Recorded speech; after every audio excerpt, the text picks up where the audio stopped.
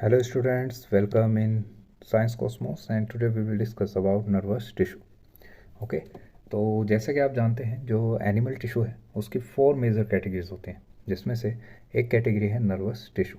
ठीक है, तो नर्वस टिश्यू सबसे पहले तो ध्यान रखना है ये बहुत स्पेशलाइज्ड टिश्यू होता है बिकॉज हम जितने भी स्टिमुलस हमारे सराउंडिंग में होते हैं, ठीक है, उन स्टिमुलस को परसीव करना, उसके अगेंस्ट रेस्पॉन्स करना, वो किसकी वजह से पॉसिबल है? Due to nervous tissue. Okay, stimulus क्या है? What is stimulus? तो मैं आपको बता दूं कि स्टिमुलस मतलब होता है anything that cause a reaction, ठीक है, या फिर change in an organism. Okay, जैसा कि यहाँ पे एक डायग्राम के थ्रू हम समझेंगे इसको। For example as you know कि ये एक गार्बेज है और इस गार्बेज में से एक बैड स्मेल रिलीज़ हो रही है। ठीक है, तो ये जो बैड स्मेल है ये एक स्टिमुलस है। क्यों? क्योंकि आप यहाँ देख सकते हैं कि जो रेस्पॉन्स है वो किस फॉर्म में दिख रहा है, क्योंकि यहाँ पर जो डायग्राम में दिखाया गया है कि इस बच्चे ने नोज़ को कवर कर लिया है। ठीक है, तो कवर करने का मतलब क्या है? इसने रेस्पॉन्स किया और स्टिमुलस क्या था? जिसके अगेंस्ट आप रिएक्शन कर रहे हैं, ठीक है, या फिर चेंज ला रहे हैं। ठीक है, अगर जो देखा जाए तो नोज़ को कवर करना, ठीक है, ये रिएक्शन है या फिर इनसे चेंज है। ठीक है, और जो बैड स्मेल है वो क्या है? स्टिमुलस है, क्योंकि इसी के तो अगेंस्ट किया जा रहा है। तो इस तरीके से देखा जाए तो हमारी सराउंडिंग में बहुत सारे स्टिमुलस होते हैं, इन the form of light, in the form of sound, okay, in the form of heat etcetera. तो ये सारे जो स्टिमुलस होते हैं इनको परसीव करना और इनके अगेंस्ट रेस्पॉन्स करना क्या कहलाता है? ठीक है, कॉन्सियसनेस कहलाता है। ठीक है, तो ये कॉन्सियसनेस जो होती है वो हमारी एक लिविंग प्रॉपर्टी है जो स्टिमुलस के अगेंस्ट हमें हेल्प करती है क्या? उसको परसीव और उसको रेस्पॉन्स करने में। लेकिन उसके लिए पॉसिबल जो टिश्यू है वो कौन है? नर्वस टिश्यू है। Now we will discuss about functional and structural unit of nervous tissue and that is called neuron. ठीक है, तो न्यूरॉन क्या है? फंक्शनल और स्ट्रक्चरल यूनिट है किसके? नर्वस टिश्यू के। आप जानते हैं टिश्यूज़ क्या होते हैं? ग्रुप ऑफ सेल होते हैं। तो इसी तरीके से जो नर्वस टिश्यू को बनाने वाली सेल है या जिससे वो बना है उसको हम न्यूरॉन कहते हैं। और न्यूरॉन को दूसरे शब्दों में नर्व सेल भी कहा जाता है। ठीक है, और ऑब्वियसली जो नर्वस टिश्यू है उसका जो फंक्शन है वो न्यूरॉन पे डिपेंड है, इसलिए हम इसको फंक्शनल यूनिट भी कह सकते हैं किसके? नर्वस टिश्यू की। ठीक है, तो नर्वस टिश्यू का फंक्शन क्या है वो मैं ऑलरेडी बता चुका हूँ, स्टिमुलस को परसीव करना, उसके अगेंस्ट रेस्पॉन्स करना। ठीक है, तो ये किसका काम है? न्यूरॉन का। Now we will discuss about the parts of neuron. Okay, तो अगर जो हम देखें तो एक डायग्राम के थ्रू हम इसको समझेंगे। तो सबसे पहला जो पार्ट आता है वो आता है सेल बॉडी। सेल बॉडी आपको ध्यान रखना है कि यहाँ पर सेल बॉडी कहा गया है जिसमें न्यूक्लियस और साइटोप्लाज्म आपको दिख रहा होगा। ठीक है, तो ये आप सेल बॉडी को यहाँ पर देख सकते हैं। तो सेल बॉडी क्या होती है? न्यूक्लियस प्लस साइटोप्लाज्म, और इसको दूसरे शब्दों में साइटोन भी कहा जाता है, जो स्पेशली किससे कवर होता है? प्लाज्मा मेम्ब्रेन से। ठीक है, ये प्लाज्मा मेम्ब्रेन से कवर होता है। इसके बाद नेक्स्ट पार्ट आता है डेंड्राइट। डेंड्राइट आप देख सकते हैं जो साइटोन है या सेल बॉडी है उसके जो सराउंडिंग है उसमें आपको एक हेयर लाइक स्ट्रक्चर दिख रही होगी जिसको हम डेंड्राइट्स कहते हैं। ये ब्रांचड है, तो ध्यान रखिएगा अराइज फ्रॉम साइटोन, क्योंकि इसकी जो डेवलपमेंट है, फॉर्मेशन है, वो किससे हो रही है? साइटोन से हो रही है। दूसरा है शॉर्ट हेयर लाइक एक्सटेंशंस होती हैं जो साइटोन से अराइज होती है, आपको दिख रही होंगी। ठीक है, इनको हम डेंड्राइट्स कहते हैं और ये कैसी होती हैं? ब्रांच होती हैं। ठीक है, नेक्स्ट जो पार्ट है वो है एक्सोन।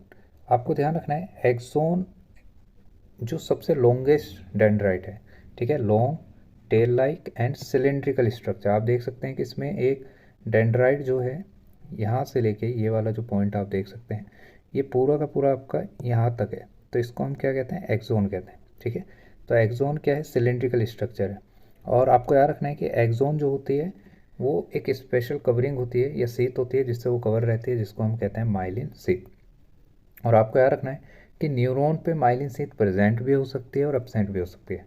अगर जो माइलिन सीट प्रेजेंट है या आपको माइलिन सीट दिखाई दे रहा है डायग्राम में, तो ध्यान रखना है that neuron is called myelinated neuron. और अगर जो उसमें माइलिन सीट एब्सेंट है, ठीक है, अगर जो एक्सोन विदाउट माइलिन सीट है तो उसको कहते हैं नॉन माइलिनेटेड न्यूरॉन, जो आप हायर क्लास में स्टडी करेंगे। ठीक है, नेक्स्ट जो पार्ट है वो है axon terminal.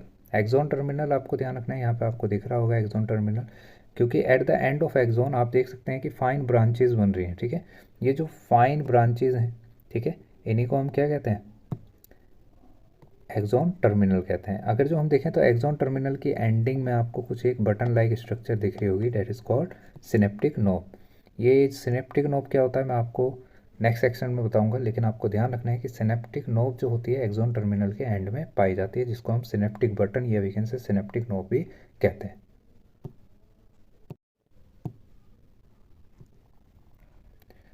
Now we will discuss about synapse. Okay, synapse क्या होता है आपको ध्यान रखना है, ये एक प्रॉक्सिमिटी होती है।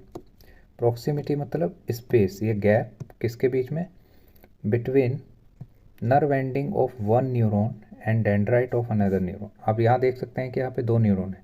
ओके, तो इसमें हम इसको न्यूरॉन 1 कह देते हैं, ये न्यूरॉन 1 है और ये न्यूरॉन 2 है। ठीक है, तो न्यूरॉन 1 की जो नर्व एंडिंग है, ठीक है, आप यहाँ देख सकते हैं ये नर्व एंडिंग है।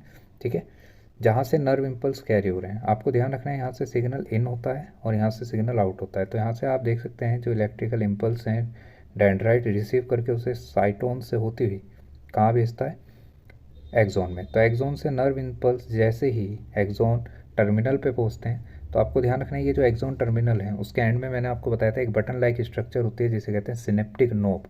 ओके, तो ये सिनेप्टिक नोब जो होता है वो दूसरी न्यूरॉन के डेंड्राइट के साथ, किसके साथ, डेंड्राइट के साथ आपको जुड़ा हुआ दिखेगा। अब उस दौरान आपको ध्यान रखना है कि यहाँ पर एक चीज़ जो समझने वाली है वो बहुत इंपॉर्टेंट है कि जो सिनेप्टिक नोब है और डेंड्राइट है उसके बीच में आपको यहाँ पर ये इसको जूम करके दिखाया गया है। तो आप देख सकते हैं कि इसमें सिनेप्टिक नोब, ये आपका सिनेप्टिक बल्ब या फिर सिनेप्टिक नोब या सिनेप्टिक बटन, ठीक है, ये किसके साथ ज्वाइंट हो रहा है, डेंड्राइट ऑफ अनदर न्यूरॉन। ठीक है, न्यूरॉन 2 की डेंड्राइट के साथ ज्वाइंट हो रहा है। और यहाँ पे आपको ध्यान रखना है ये वो प्रॉक्सिमिटी है जहाँ पर electrical signal converted into chemical signal. Chemical मतलब आप यहाँ देख सकते हैं कि सिनेप्टिकल वेजिकल्स बन रहे हैं एक्सॉन टर्मिनल पे या सिनेप्टिक नोब में, और इनको कहते हैं न्यूरोट्रांसमीटर।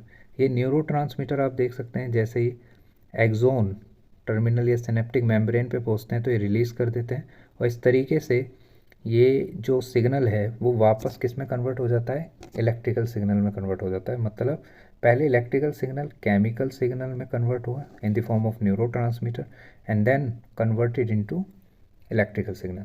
तो सिनेप्स वो जगह है जहाँ पर इलेक्ट्रिकल सिग्नल किस में कन्वर्ट होता है, केमिकल सिग्नल में। आप यहाँ देख सकते हैं क्योंकि न्यूरोट्रांसमीटर जो है ये जो स्पेस है, ठीक है, ये स्पेस कहलाता है सिनेप्स। ठीक है, इस स्पेस को कहते हैं सिनेप्स। और यहाँ पर आप देख सकते हैं कि यहाँ पे केमिकल्स आपको दिख रहे होंगे। ठीक है, तो इससे पता चलता है कि कौन सा सिग्नल है, केमिकल सिग्नल है। So I hope you will understand about nervous tissue and the structure of neuron